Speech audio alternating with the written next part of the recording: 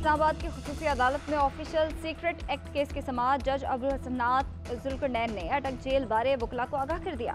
PTI वकील ने chairman PTI को अडयाला जेल मुंतकली की दरख्वास्त पर गलती का एतराफ़ कर लिया। कहा, चेयरमैन पीटीआई को बताए बगैर अटक से अडयाला जेल मुंतकिल किया गया। जज अबुल हसनात जुल्करनैन और पीटीआई वकील शराज रांझा के दरमियान दिलचस्प मुकालमा हुआ।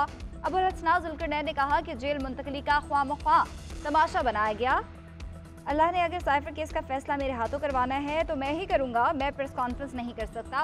जुर्म क्या है तो सजा होगी, नहीं किया तो बरियत मिलेगी।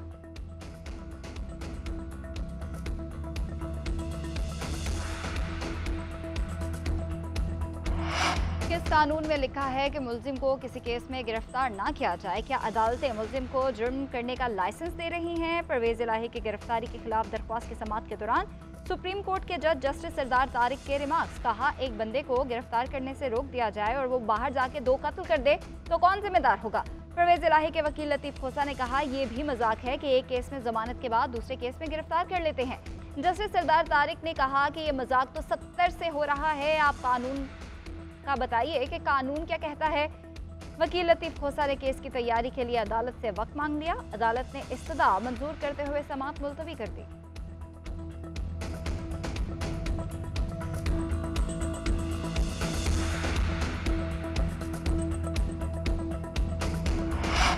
नवाज शरीफ अवाम और मुल्क को मुश्किलात से निकालने आ रहे हैं। 21 अक्टूबर से पाकिस्तान के अच्छे दिन वापस आएंगे। मरियम नवाज का अक़लियती विंग के मुशावरती इजलास से खिताब। कहती है, नवाज शरीफ के दौर में महंगाई कंट्रोल में रही, नवाज शरीफ को निकाला तो मुल्क से तरक्की और खुशहाली भी निकल गई।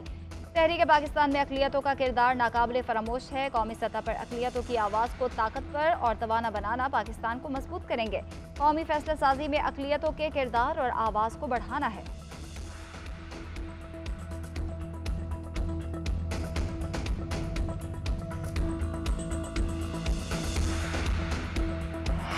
तहरीक इंसाफ का लाहौर में जलसा करने का फैसला। पीटीआई ने इंतजामिया से लिबर्टी चौक में 15 अक्टूबर को जलसा करने की इजाज़त मांग ली। तहरीक इंसाफ लाहौर के एडिशनल सेक्रेटरी जनरल ने इंतजामिया से इजाज़त मांगी।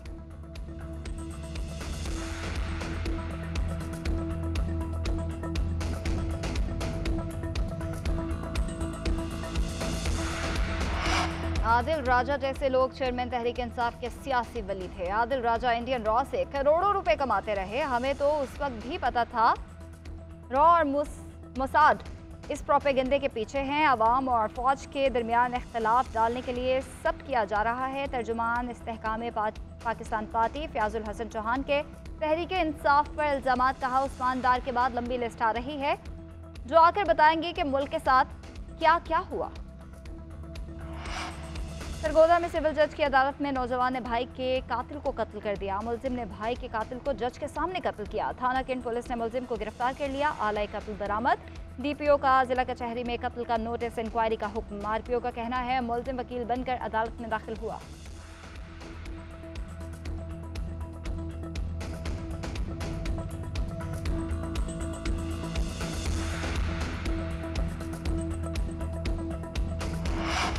रानीपुर में घरेलू मुलाजमा फातिमा का कत्ल केस। पीर असद शाह, फयाज शाह, हिना शाह और इम्तियाज इंसदादी दहशतगर्दी अदालत में पेश। अदालत का चारों मुलजिमान का 14 रोज का रिमांड और जेल पर भेजने का हुक्म। जज ने पीर असद शाह की बीवी हिना शाह को सक्खर जेल भेज दिया।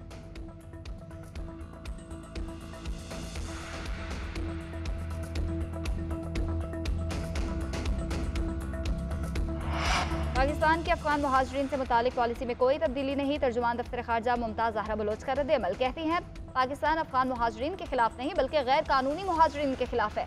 किसी खास शहरियत के खिलाफ नहीं। पाकिस्तान अफगान उबूरी हुकूमत के साथ बातचीत जारी रखेगा। मजीद कहा कि पाक अफगान बाहमी तजारत बंद नहीं हुई।